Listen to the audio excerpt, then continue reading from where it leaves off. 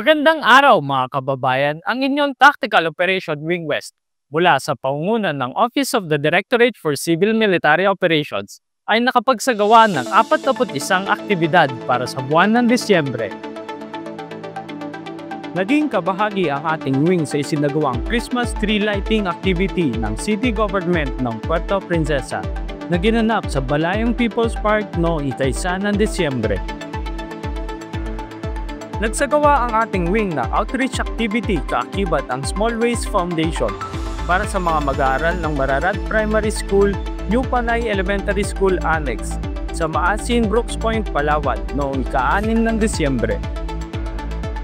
Kasama ang ating wing sa ginanap na bloodletting activity kalinsabay ng selebrasyon para sa 89th founding anniversary ng Armed Forces of the Philippines sa SM City, Puerto Princesa noong 8 ng Disyembre.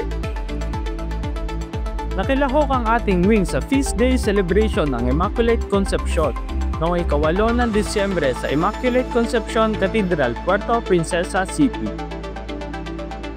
Nagpaunlak ang ating wing ng manpower at transportation assistance para sa isinagawang outreach activity ng NCC Simol sa mga mag-aaral ng Concepcion Elementary School Taglaya Annex, Barangay Concepcion, Puerto Princesa City noong 10 ng Disyembre.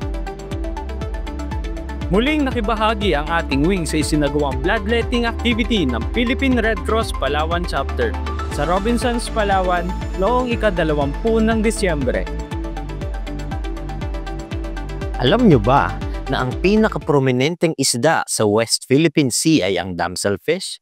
Ang mga maliliit at makukulay na isdang ito ay sagana sa mga coral reefs, kung saan sila ay may mahalagang papel sa ecosystem. Karaniwan silang makikita sa malalaking grupo at matatagpuan sa mga coral-rich na bahagi ng West Philippine Sea, lalo na sa paligid ng Tubataha Reefs. Mahalaga ang damselfish sa pagpapanatili ng kalusugan ng mga coral reefs dahil kinakain nila ang mga algae na nakatutulong upang maiwasan ang labis na pagdami nito na maaaring magtakip sa mga corals. Kasama rin sa mga karaniwang uri ng isda sa lugar ang snapper, grouper at iba pang uri ng tuna. Kaya lagi niyong tatandaan na ang yaman ng West Philippine Sea ay ating pahalagahan at ating ingatan sapagkat sa atin to. Kaysa ka ba? Tara na!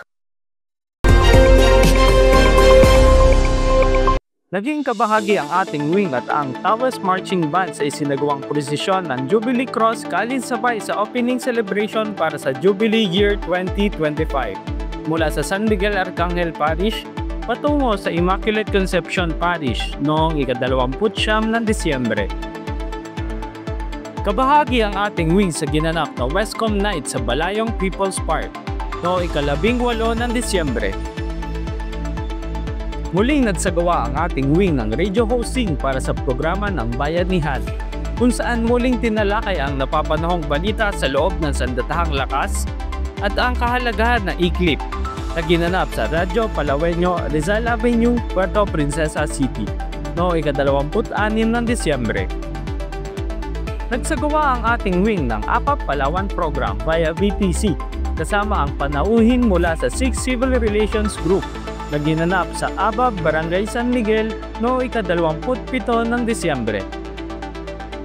Nagsagawa ang ating wing ng Campus Peace and Development Forum para sa mga mag-aaral ng San Rafael National High School, Palawan State University Laboratory Science High School, at Matahimig Bukana National High School para sa buwan ng Disyembre. Isinagawa ng ating wing kaakibat ng SSCSP Palawan Chapter ang 2 araw na Sinag-Alab Youth Leadership Summit 2024 na may temang Strengthening Ideas, Navigating Ambitions, Generating Actions, and Leading as Builders na ginanap sa ABAB Marcus Hall noong 19 hanggang 20 ng Disyembre.